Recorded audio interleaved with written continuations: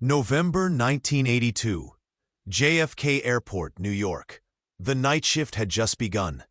Beneath the fluorescent lights of Terminal 4, where dreams are born and die in equal measure, a young man named Marcus Webb was loading luggage onto a conveyor belt. 23 years old, strong hands calloused from years of manual labor, tired eyes that had seen too much disappointment for someone so young. The kind of person the world passes by without a second glance. Marcus had been working at JFK for 2 years. 2 years of lifting bags that weighed more than his hope. 2 years of watching wealthy travelers rush past him like he was invisible. 2 years of pretending to be someone he wasn't, just to keep a job that barely paid his rent. But that night, everything would change. Marcus didn't know it yet, but in exactly 47 minutes, he would meet someone who would shatter every certainty he had about his life. Someone who would teach him that love doesn't ask permission before it arrives, and that some secrets are too heavy to carry alone. The terminal was nearly empty. The last flight from Los Angeles had landed an hour ago, and the passengers had scattered into the New York night like leaves in the wind.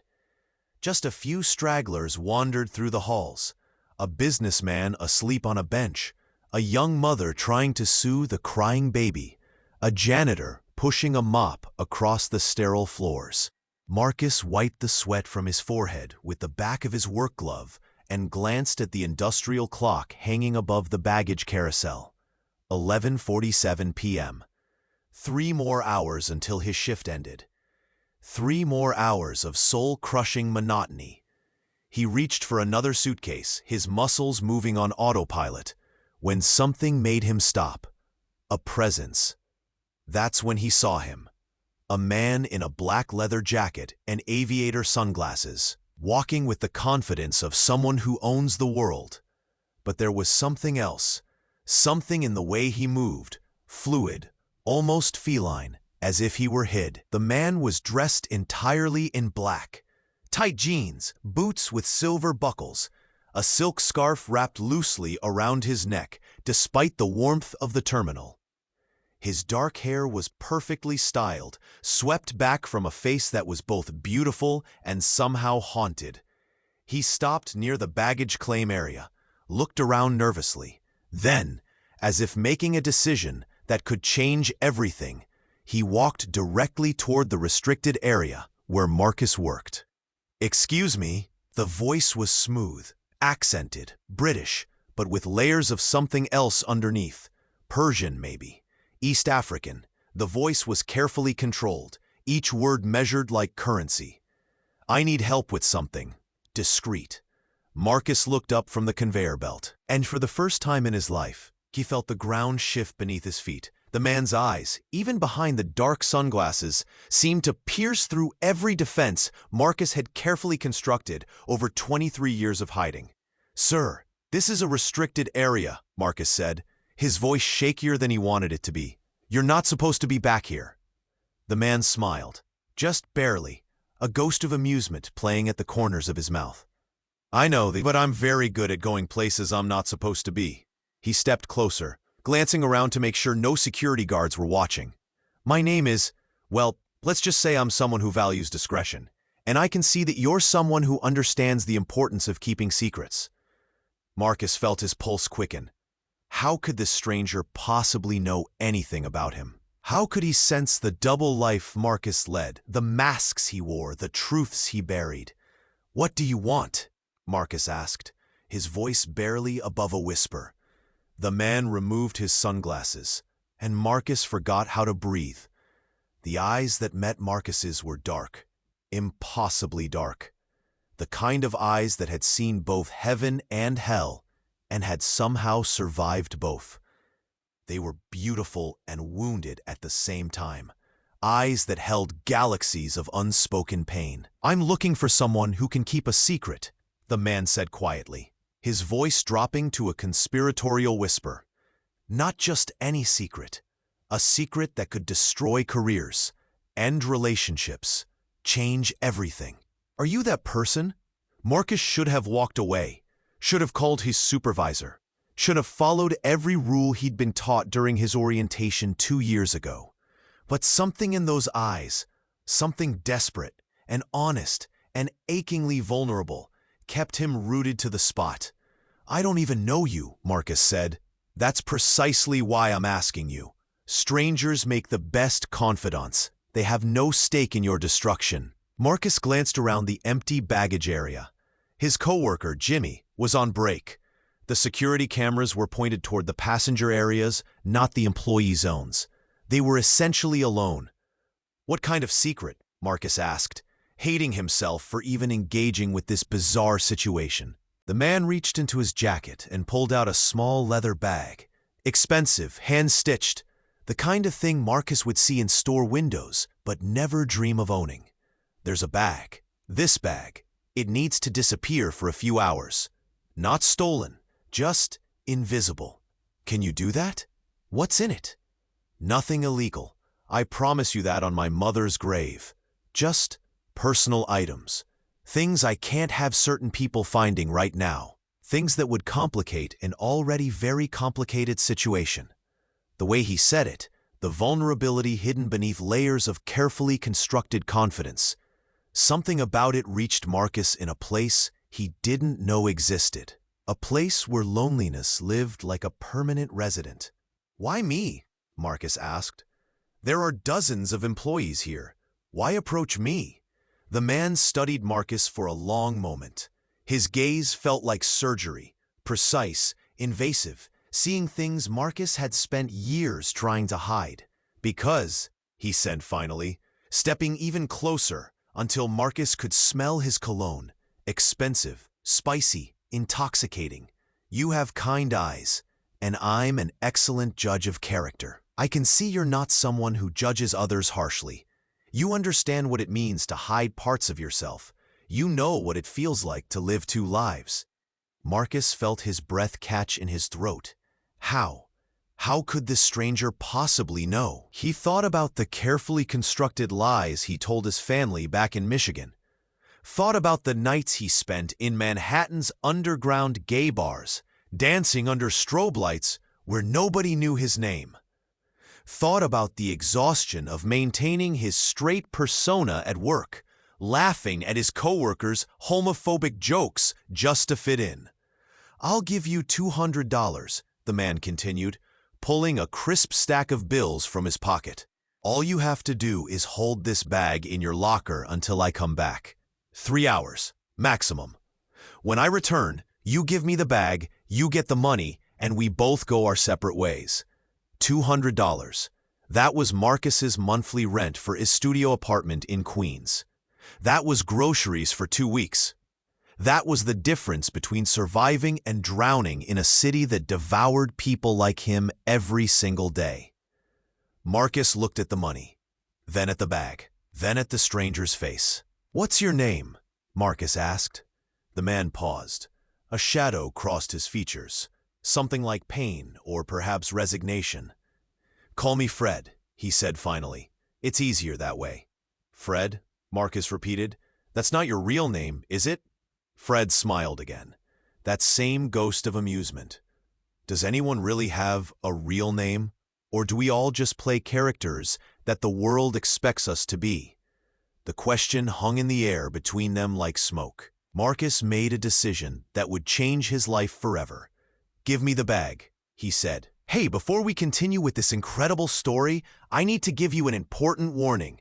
Many subscribers have reported that YouTube has removed their subscriptions without notice. Just take a quick look at the red button below to make sure you're still subscribed to the channel. I don't want you to miss any of the exclusive content that's coming up. And while you're there, leave that powerful like that helps me a lot with the algorithm. And tell me in the comments, which city are you watching from? I love getting to know every amazing person who's part of this community. Your participation makes all the difference. Let's interact." Marcus took the bag. It was heavier than it looked. The leather was soft, expensive, worn in the way that only quality materials become worn, with character rather than decay. He could feel the weight of its contents shifting slightly as he gripped the handles. 3 hours, Fred repeated, pressing the money into Marcus's hand. He paused, reading the name embroidered on Marcus's work uniform. "Thank you. You have no idea what this means." "I hope I don't regret this," Marcus said. "You won't, I promise." Fred turned to leave, then stopped. He looked back over his shoulder, those dark eyes meeting Marcus's one more time. "You're braver than you think you are," Fred said softly. "Remember that." Then he disappeared into the terminal, moving like a shadow through the fluorescent lighting. And Marcus was left standing there with a stranger's secrets literally in his hands. Marcus walked quickly through the maintenance corridors, his heart hammering against his ribs like it was trying to escape his chest. The corridors were narrow, painted industrial gray, lit by buzzing fluorescent tubes that flickered intermittently. The walls were covered with safety posters nobody read, and duty rosters that were perpetually out of date. What was he doing? He didn't know this man. Didn't know what was in the bag. Didn't know if he was making the biggest mistake of his life, or if this was somehow the beginning of something he couldn't yet understand. But something told him to trust. Maybe it was those eyes. Maybe it was the way Fred had seen through his carefully constructed facade. Maybe it was just the desperate loneliness that Marcus had been carrying for so long that any human connection, even this strange, dangerous one, felt like water in a desert. The employee locker room smelled like disinfectant and sweat. Metal lockers lined the walls, most of them dented and scratched, covered in fading stickers and graffiti. Marcus's locker was in the corner, number 247. He spun the combination lock, his birthday, the only numbers he could always remember, and pulled the door open. Inside was his life in miniature, a spare work shirt, a paperback novel with a cracked spine, a photograph of his family, taken 5 years ago, before ever. His mother's smile in that photo haunted him, so proud of her son, so completely unaware of who he really was. Marcus shoved the leather bag into the locker, pushing it behind his spare shirt. The metal door clicked shut with a finality that felt like sealing a pact, like crossing a threshold from which there was no return.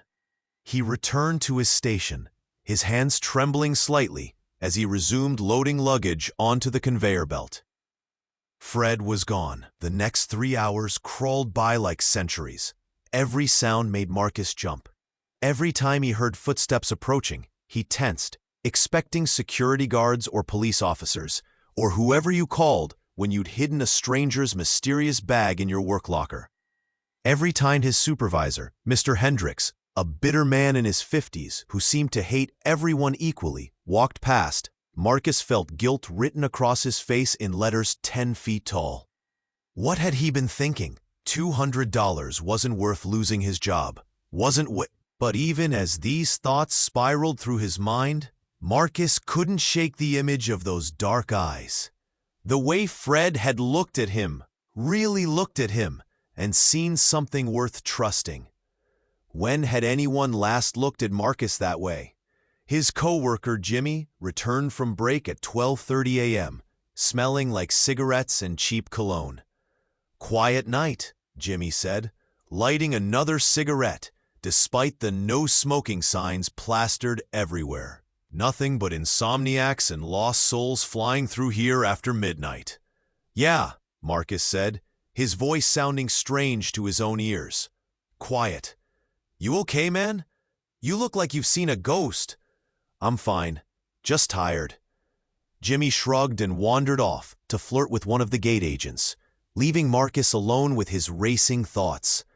At 1:57 a.m., an hour after Fred had left, Marcus couldn't take it anymore.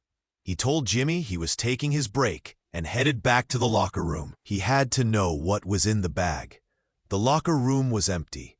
The fluorescent lights buzzed overhead like angry insects. Marcus opened his locker with shaking hands and pulled out the leather bag. He should just put it back, should wait for Fred to return, should respect the stranger's privacy. But curiosity, or maybe it was something deeper, some instinct that this bag held answers to questions Marcus hadn't yet learned to ask. made him unzip it. Inside weren't drugs or money or weapons. Inside were clothes, a silk shirt in deep purple, makeup, eyeliner, mascara, lipstick in shades of red and black, photographs, Polaroids of Fred with other men, laughing, embracing, being affectionate in ways that the world outside didn't permit. Personal things, vulnerable things, things that spoke of a life lived in fragments, hidden behind closed doors and drawn curtains. Marcus understood immediately. This wasn't about crime or danger. This was about survival. About protecting a secret that society would destroy you for revealing. This was about being gay in a world that punished honesty with violence. Marcus carefully zipped the bag shut, his hands no longer shaking. He placed it back in his locker, gently this time, with the reverence you'd show a sacred object, and he waited. At 2:47 a.m., exactly 3 hours after their first meeting, Fred returned. He looked different now, more vulnerable somehow. The confidence had cracked, revealing the frightened person underneath. "You're a good man, Marcus," Fred said, and his voice was rough with emotion. "Better than you know," Marcus said. "In my locker. Nobody touched it. I know it is. I trust you. Can you bring it to me? Gate 37. It's closed now. No cameras. Private." Marcus shouldn't have gone. Should have just retrieved the bag and handed it over right there in the baggage claim area. Should have taken his $200 and walked away from whatever this was. But something in Fred's eyes, a loneliness Marcus recognized like his own reflection, a hunger for connection that mirrored the emptiness Marcus felt every single day, made him follow. They walked through the empty terminal together, their footsteps echoing in the vast space. At this hour, JFK felt like a cathedral, massive, empty, filled with the ghosts of 1,000 departures and arrivals. Gate 37 was at the end of Concourse B. The gate was dark, the desk abandoned. Through the massive windows, Marcus could see the runway stretching into darkness, planes sitting like sleeping metal birds waiting for dawn. Fred took the bag from Marcus's hands. Then he did something unexpected. He opened it, not furtively, not hiding. He opened it right there in front of Marcus, as if daring him to judge, to condemn, to prove himself to be like everyone else. Marcus looked at the contents again, the clothes, the makeup, the photographs of forbidden love. "I'm in a band," Fred said quietly, his voice barely audible over the hum of the terminal's ventilation system. We're becoming famous, too famous, and there are things about me that the world isn't ready to know, things I'm not ready to share, things that could destroy everything I've built." He pulled out one of the Polaroids. In it, Fred was kissing another man, both of them smiling, unguarded, beautiful in their honesty. This was taken in Munich, 6 months ago. If this photo ever got out, if anyone ever saw it, Fred's voice cracked. It would be over. The band, my career, everything. Marcus understood immediately. "You're like me," he whispered. Fred looked at him, really looked at him. And in that moment, two strangers, one a famous rock star hiding behind sunglasses and aliases, the other an invisible airport worker, hiding behind carefully constructed lies, recognized each other as kindred spirits, navigating the same dangerous waters. "Yes," Fred said simply, "I'm exactly like you." They sat together on the cold airport floor, backs against the wall near Gate 37, sharing truths in the darkness that neither had ever spoken aloud to anyone else. The world outside continued turning. Somewhere, planes took off and landed. Somewhere, people lived their normal lives, unaware that in this forgotten corner of JFK Airport, two souls were finally being honest. Fred told Marcus about the band, about Queen, about how they'd been climbing the charts for years, building towards something massive, something that was about to explode into global superstardom. "We have an album coming out next year that's going to change everything," Something that will make us household names. That should be exciting, Marcus said. It's terrifying, because the more famous I become, the more I have to hide. The press is already circling, asking questions about my personal life, asking why I'm never seen with women, asking why I'm so theatrical on stage. He said the word theatrical with bitter irony. It's code, you understand? They're asking if I'm queer without actually saying the word. Marcus understood perfectly. He lived that same coded language every day. I've created this persona, Fred continued, pulling his knees up to his chest like a child seeking comfort. On stage, I'm untouchable, a god, flamboyant, sexual, powerful. I can do anything, be anything. The audience loves it. They love the ambiguity. They love that they can't quite pin me down. But it's exhausting, Marcus said. Yes, God, yes, because it's not real. It's armor. And every night I put on that armor and perform, I feel myself disappearing a little more. The real me, the person I am when I'm alone, when I'm with people I trust, he's getting smaller and smaller. Soon, I'm afraid there won't be anything left but the character. Fred pulled out a cigarette and lit it, the flame from his lighter briefly illuminating his face. In that flickering light, Marcus saw the exhaustion etched into every feature. This was a man running on fumes, held together by willpower and fear. I can't be seen with the people I care about, Fred said, smoke curling from his lips. Not the way I want to be seen, not the way normal people are with the ones they love. I can't hold hands in public, can't introduce someone as my partner, can't have pictures taken of me being affectionate. The world demands I be one thing in public, but in private, I'm someone else entirely. Do you have someone? Marcus asked carefully. Someone you're hiding? Fred's expression darkened. Pain flashed across his features like lightning. I did. Paul, we were together for years. He understood me, knew me before the fame, before the masks. But he took a long drag on his cigarette. He left 3 months ago, said he couldn't handle the hiding anymore, said he deserved someone who could love him in the daylight, not just in hotel rooms with the curtains drawn. Said he was tired of being a secret. Was he right? Of course, he was right. That's what destroys me. He was absolutely, completely right. He deserved better than what I could give him. But I didn't know how to be different. Don't know how to be different. The world I live in, it doesn't allow for honesty. Not about this. Marcus told Fred about his own double life, about growing up in Flint, Michigan, in a conservative Catholic family that believed homosexuality was a sin worse than murder, about realizing he was gay at 14 and spending the next 9 years perfecting the art of deception. I told them I was moving to New York for better job opportunities, Marcus said. They think I'm working hard, saving money, building a respectable life. They think I'm dating women, that I'll settle down eventually and give them grandchildren. But you're not, Fred said.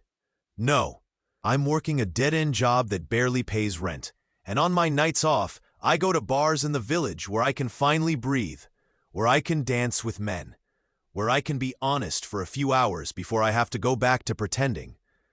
Do you have someone? Fred asked. Marcus laughed bitterly.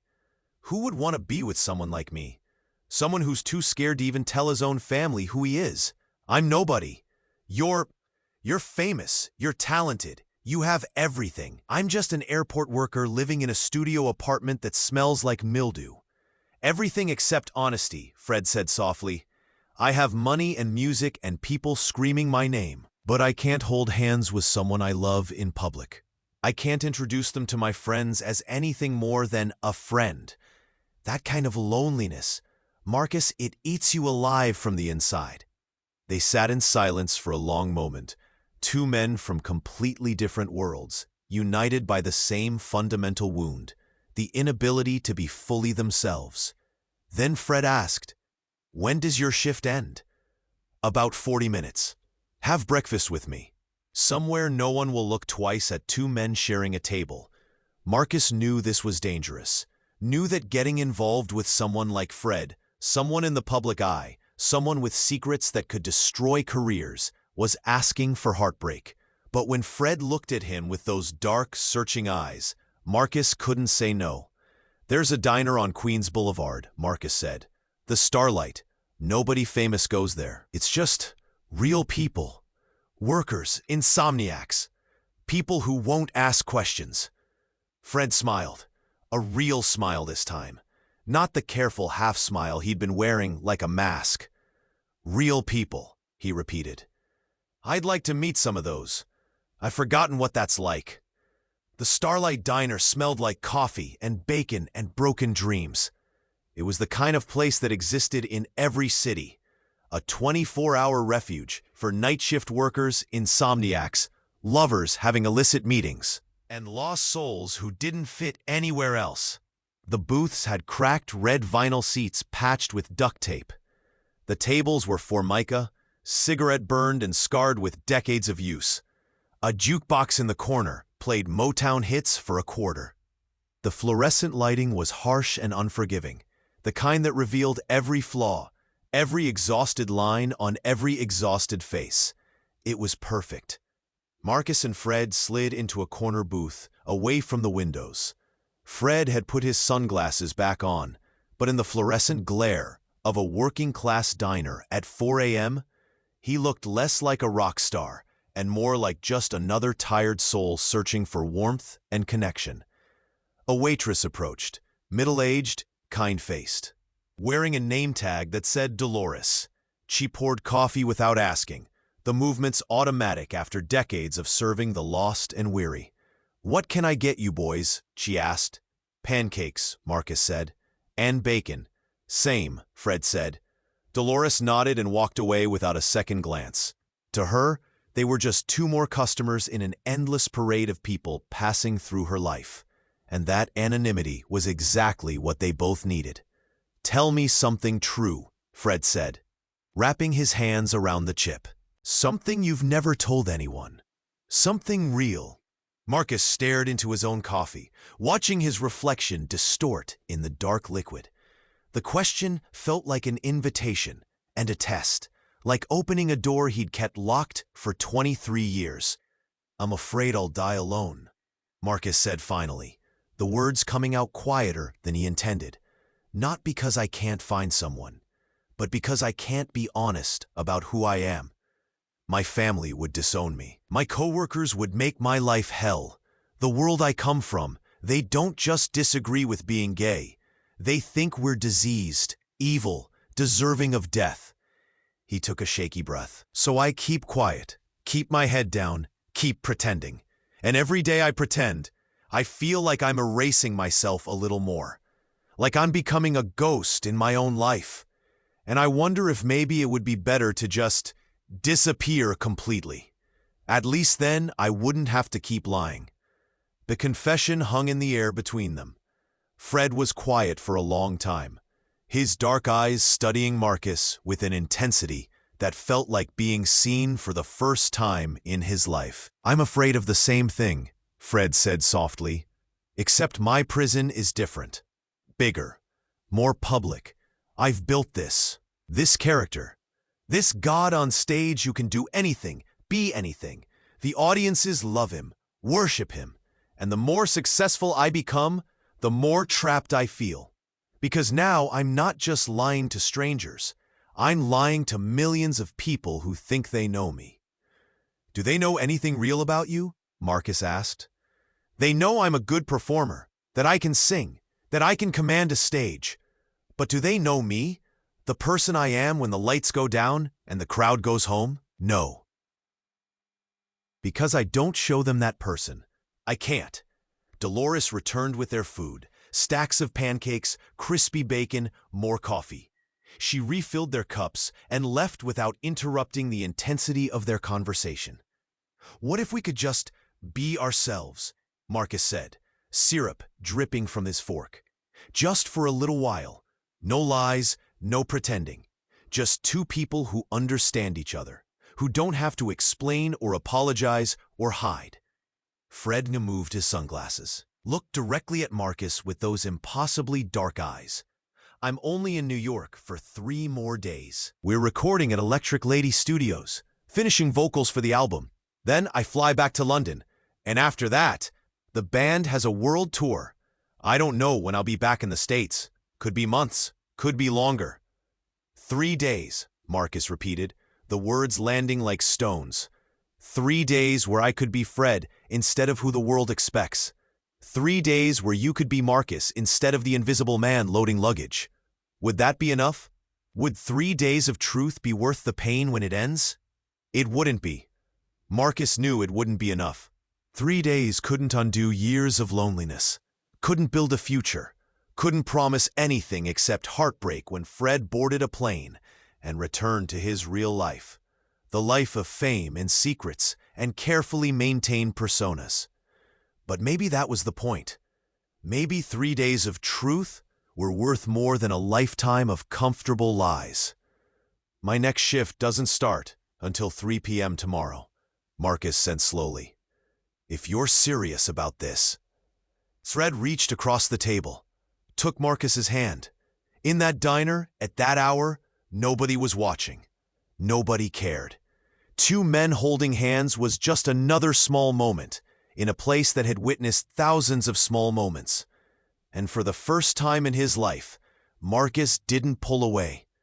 I'm serious, Fred said. More serious than I've been about anything in a long time. What happened in those 3 days wasn't a love story in the traditional sense.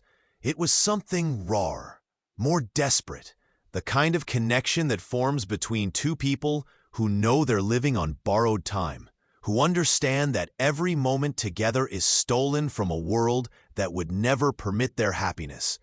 Fred took Marcus to places in New York City that tourists never saw. They went to underground jazz clubs in the East Village where the music was so honest it hurt.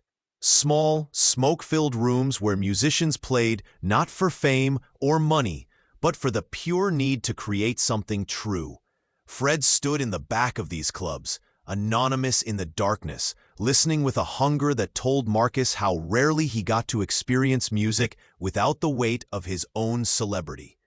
This is what I loved about music, before it became a job, Fred whispered during one performance, a saxophonist playing something mournful and beautiful. This purity, this honesty, when queens start. They went to art galleries in Brooklyn that stayed open late. Small spaces showing work by artists nobody had heard of. Paintings and sculptures created by people who made art because they had to, not because it would make them famous. Fred stood in front of a painting of 2 men embracing, his expression unreadable. Someday, he said quietly, the world will be different. Someday, art like this won't have to hide in small galleries. Someday, people like us won't have to pretend. Do you really believe that? Marcus asked. I have to. Otherwise, what's the point of any of this? They walked through Central Park at dawn, when the city was just beginning to wake up. The park was mostly empty, just joggers and dog walkers and homeless people sleeping on benches. They found a quiet spot near the lake and sat close enough that their shoulders touched, watching the sun rise over Manhattan. I recorded a song once, Fred said, that I can never release. It's too honest, too reverent. If I put it on an album, everyone would know. Everyone would understand what I am. What's it about? Marcus asked. Love. Real love. Not the sanitized version we sell to audiences. Not the can't help falling in love romantic nonsense. But the painful, complicated, forbidden kind of love that people like us experience. The kind that exists in shadows and whispered confessions. Will you ever release it? Maybe. Someday. When I'm old and don't care anymore what people think. Or maybe never. Maybe it's enough that it exists. That I wrote something true, even if nobody ever hears it. On the second night, in Marcus's tiny apartment in Queens, one room with a mattress on the floor, a hot plate that barely worked, walls so thin you could hear the neighbors arguing, Fred saw how Marcus really lived. The apartment was a testament to survival rather than living. Marcus owned almost nothing. A few clothes, some books, a small television with rabbit-ear antennas that picked up 3 channels if the weather was good. "This is it," Marcus said, suddenly embarrassed. "I know it's not much. You probably stay in fancy hotels." "It's honest," Fred interrupted. "That's more than I can say from most places I've been." They sat on Marcus's mattress, eating Chinese takeout from greasy cartons, talking until the early hours of the morning.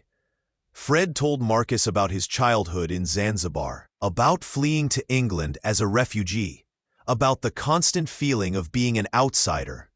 "But you never really belong, do you?" Fred said. "Would just get better at pretending." Marcus told Fred about Flint, about working in his father's auto shop, about the constant pressure to be someone he wasn't, about the first time he realized he was gay, at 14, watching another boy in gym class and feeling something he didn't have words for yet. "I prayed for years to be different," Marcus said. "Prayed to wake up normal. Prayed for God to fix me. And when the prayers didn't work, I just learned to hide better." "I'm sorry," Fred said. "For what?" "For the world we live in. For the fact that being honest is dangerous. For all of it." On the 3rd day, they both understood that their time was ending. Fred had to be at the recording studio by noon. His flight back to London was scheduled for the following morning. The beautiful, fragile bubble they'd created was about to pop. That morning, Fred did something that would haunt Marcus for the rest of his life. He recorded a cassette tape. While Marcus slept, Fred sat on the floor of that tiny apartment with a portable tape recorder he'd bought from an electronics store. And he sang. No production, no band, no studio polish. Just his voice, raw and honest, singing songs he'd written but never recorded. Songs about forbidden love and stolen moments, and the courage it takes to be yourself in a world determined to make you into someone else. Songs about Marcus.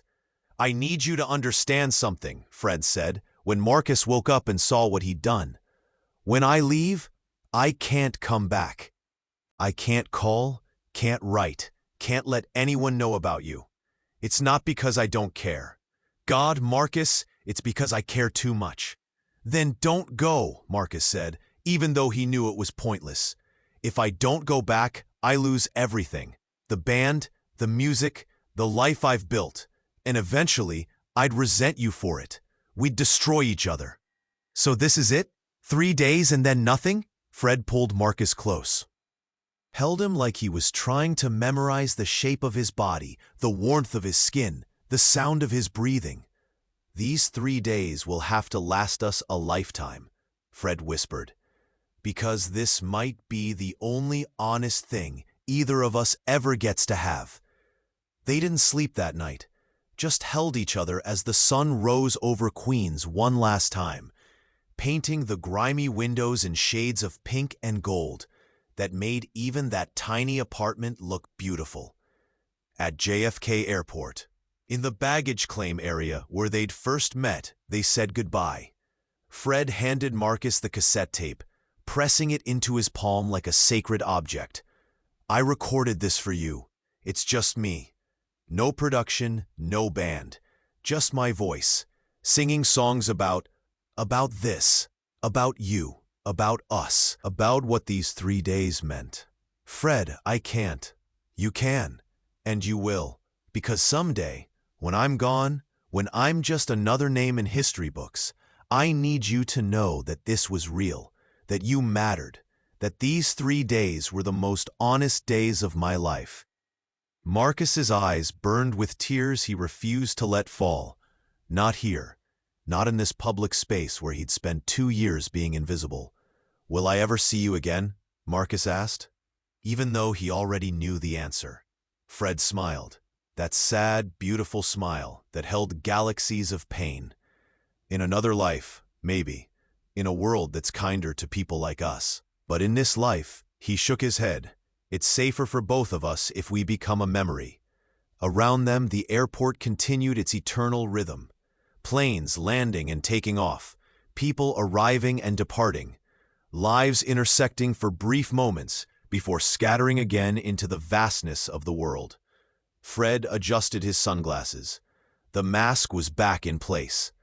The vulnerable man Marcus had known for 3 days was disappearing, replaced by the carefully constructed persona that the world expected. "Thank you," Fred said, "for seeing me, the real me. Not many people get to do that." "Thank you for finding me," Marcus whispered. "For those 3 days, for showing me that being honest doesn't have to mean being alone."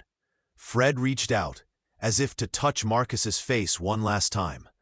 Then he stopped, hand frozen in midair.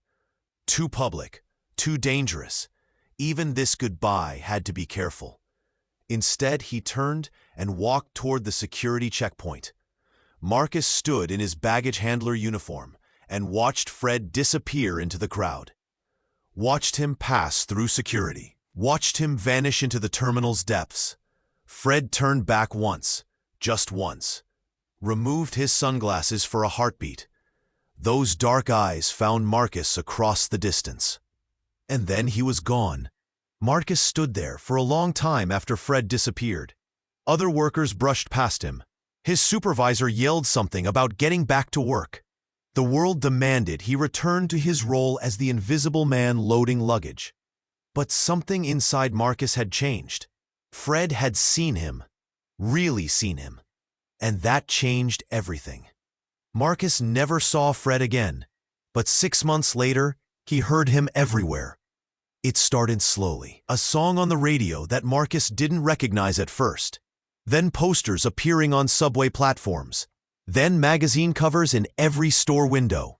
Then MTV playing the same video on repeat. Queen had released an album that would change music history forever. And Freddie Mercury, not Fred, but Freddie, the full theatrical persona, became the most famous rock star on the planet.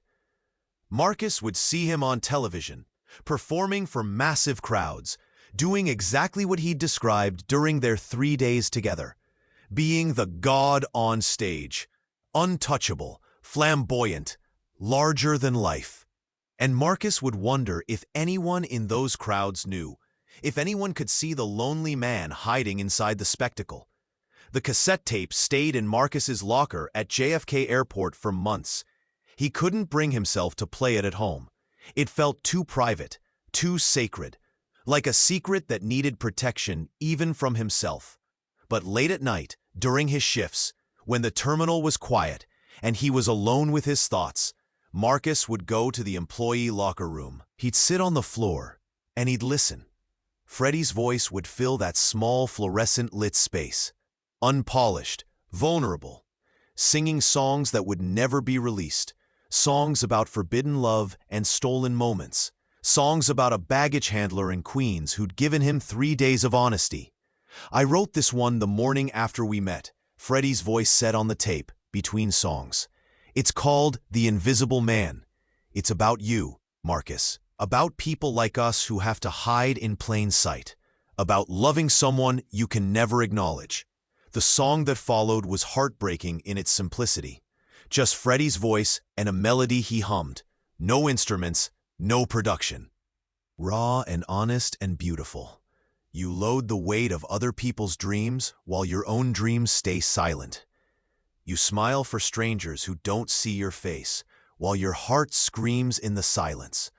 But I see you, invisible man. I see you in the shadows where you stand. And for 3 days you were visible to me, the most beautiful thing I'll ever see. Marcus played that song over and over, memorized every word. Let it become a prayer. A reminder that for 3 days he'd been seen. Years passed. Marcus eventually found his own courage. Not all at once, not dramatically, but slowly, in small steps. He came out to a coworker first, then another. Built a small circle of people at the airport who knew the truth and didn't judge him for it. He started going to support groups in Manhattan. Met other men like him. Not in bars where everything was about sex and anonymity, but in church basements and community centers where people talked about building lives, not just having encounter. He came out to his family during a phone call on his 26th birthday. His father hung up. His mother cried. His sister said she'd always known and loved him anyway.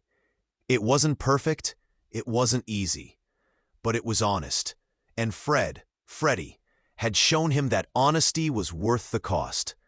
Marcus followed Freddie's career from a distance, watched him become one of the biggest stars in the world, watched the speculation in the press about his sexuality, watched him deflect and avoid and maintain the careful ambiguity that kept him safe. He understood why.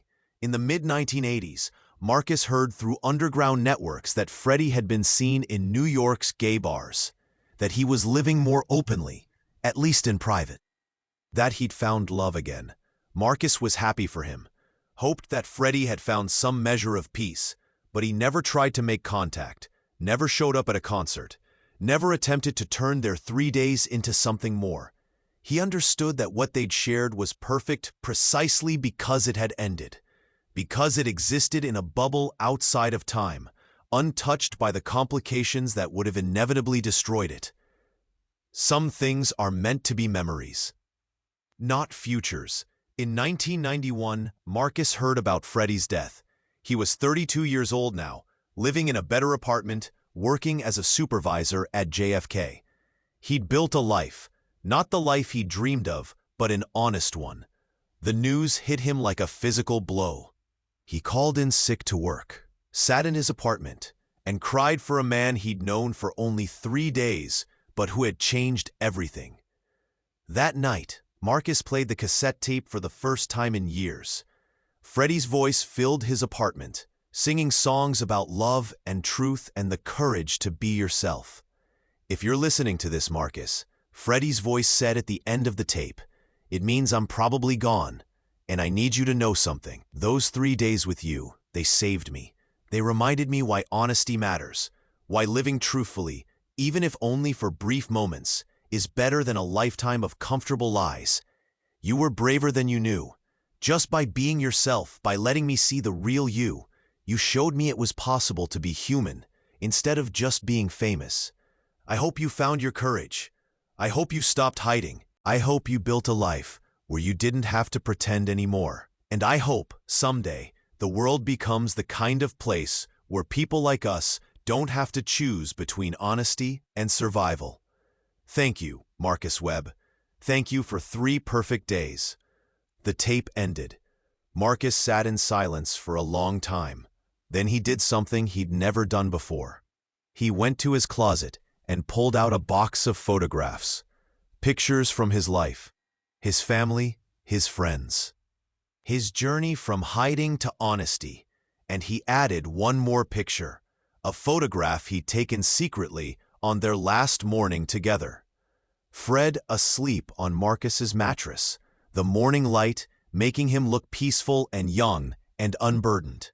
Marcus had never shown anyone this picture, had kept it hidden, afraid that somehow it would betray the trust Fred had given him. But now, with Fred gone, Marcus understood that the picture wasn't a betrayal. It was proof. Proof that for 3 days, Freddie Mercury had been allowed to be just Fred, just a man, just a human being searching for connection. And that was a gift worth remembering. On the 20th anniversary of Freddie's death, Marcus did something unexpected. He was 52 years old now, retired from the airport, living with a partner he'd met 10 years earlier, a kind man named David who knew about the 3 days but had never been jealous of a ghost. Marcus established a small scholarship fund at a community college in Queens, the Fred Mercury Memorial Scholarship, for LGBTQ+ students who were the first in their families to attend college, students who are fighting to be honest in a world that still, even decades later, made that honesty dangerous. The scholarship application included an essay question. Tell us about a moment when someone saw the real you.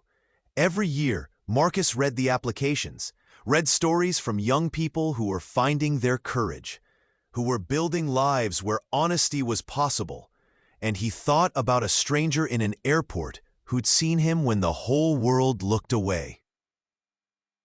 The cassette tape that Freddie had given him was eventually digitized and donated to an LGBTQ+ archive in Manhattan. not the recordings themselves. Those remained private, protected by lawyers and non-disclosure agreements. But the story of the tape, the fact that it existed, because Marcus understood that his story wasn't just about him and Freddie. It was about every queer person who'd ever had to hide, every person who'd found connection in stolen moments, every soul who'd been seen, even briefly, and had that recognition change their life. Some nights, Marcus still goes to the old Starlight Diner on Queens Boulevard. It's under new ownership now, cleaner, trying to be trendy. But he sits in the same corner booth where he and Fred had breakfast at dawn, and he remembers dark eyes that saw through walls, remembers a voice singing about invisible men, remembers 3 days when honesty was possible, remembers that love doesn't need forever to be real. The tape still plays in Marcus's memory, a ghost of a voice singing about forbidden love and stolen time. And sometimes, when the diner is quiet and he's alone with his thoughts, Marcus can almost hear it again. I see you, invisible man. I see you in the shadows where you stand. And for 3 days you were visible to me. The most beautiful thing I'll ever see. Some people search their whole lives for one honest moment. Marcus found his in an airport at midnight, with a stranger who taught him that being seen, really seen, was worth any risk. And isn't that what we're all searching for? Someone who sees us. Someone who knows our secrets and loves us anyway. Someone who proves, even if just for 3 days, that we're not alone in the darkness. The world has changed since 1982. Not enough. Not fast enough. But slowly, painfully, it's becoming a place where people like Marcus and Fred can hold hands in public, can love without fear, can be honest without sacrificing everything. Freddie Mercury never lived to see that world. He died in 1991. His sexuality still a carefully guarded secret until the very end. But Marcus Webb did see it, lived long enough to watch the world slowly, achingly become kinder. And every year, on the anniversary of those 3 days, Marcus raises a glass of whiskey, Fred's favorite drink, and toasts to the invisible men, to the people who loved in shadows, to the souls who were brave enough to be honest, even when honesty cost everything. Because some stories demand to be told, even if they can never be proven. Some connections change us forever, even if they last only 3 days. And some people see us so completely that even after they're gone, we remain visible. That's the gift Freddie Mercury gave Marcus Webb, the gift of being seen. If this story moved you, subscribe to the channel and hit that like button. Share it with someone who needs to remember that even brief connections can change us forever. Tell me in the comments, have you ever met someone who saw the real you? I'll be reading every response.